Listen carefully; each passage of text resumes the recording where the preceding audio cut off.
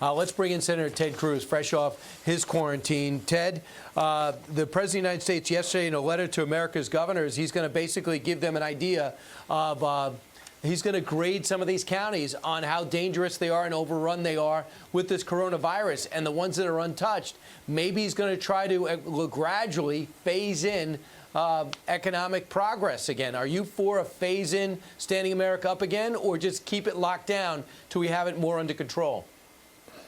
Well, listen, I think any health response needs to deal with the facts on the ground, and the facts on the ground are different from one location to another. And so I think our approach to this global pandemic, we need to be guided by the science. We need to be guided by the physicians and medical professionals. And I fully expect the circumstances are different in Manhattan than perhaps they are in rural Idaho. And so you wouldn't expect the exact same rules to apply everywhere. I think that recognizes the diversity of the country, and where there is an outbreak, where there is a direct and serious threat, of course, steps need to be taken to protect lives, but those can vary in different parts of the country.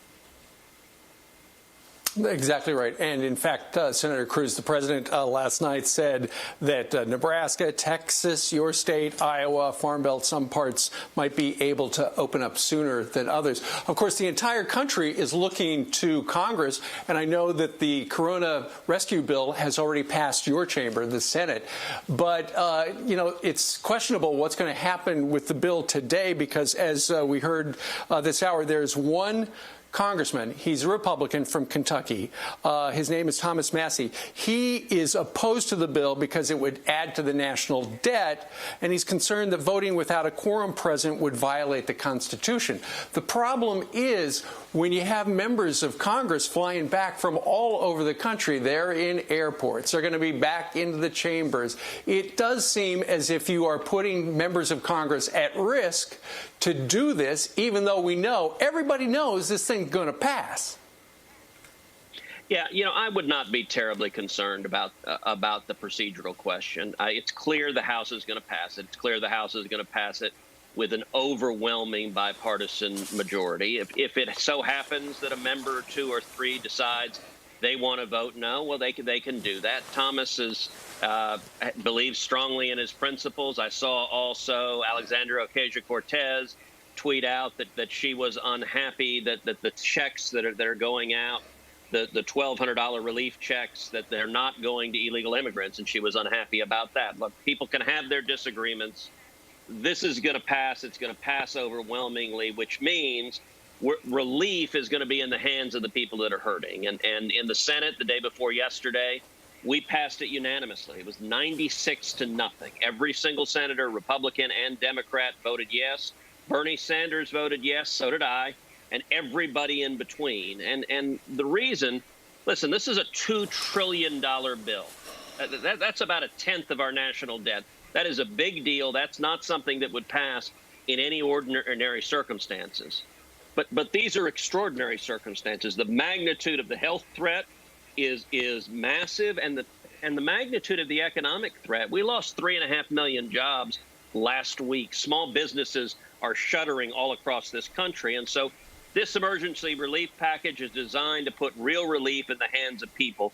The two most important parts of it are that every person making $100,000 or less, or every couple making $200,000 or less, will get a check in the mail for $1,200 per adult, $2,400 per couple, and $500 per child. All of those checks should be coming out, the Treasury Department tells us, in the next 2 to 3 weeks. Secondly, for small businesses, there's $377 billion in loans, guaranteed loans, that are designed, that it's for businesses 500 employees or less, so small businesses, up to $10 million each in the loans. And if they use the loans to pay for payroll, to keep their employees on payroll, if they use the loans for mortgage or rent or utilities, those loans will be forgiven. That's designed to be an immediate infusion of cash for the restaurant, for the bar, for the nail salon, for the movie theater, the hardware store, all the small businesses. And the way you get it, if you're a small business owner, you go to your local bank or community financial institutions, and it'll be administered through the local banking system. Okay, we only have 1 minute. I have two questions for you. If you furlough your employees, can you still get those benefits? Secondly, how you doing after self-quarantining? On the first point, yes, if you rehire them. So Okay. you can get the benefits regardless, but the loan is only forgiven if you rehire the employees. So if you've already furloughed the employees, you can go and get the loan, rehire them, and their payroll will be forgivable. Okay, how are you doing?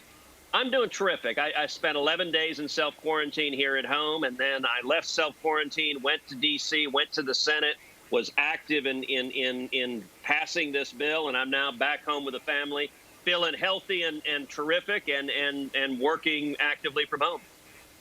Excellent. Thank you so much, Senator, for being with us. We're glad you're doing well. Thank you. God bless. You're welcome. God bless you. Have a good weekend.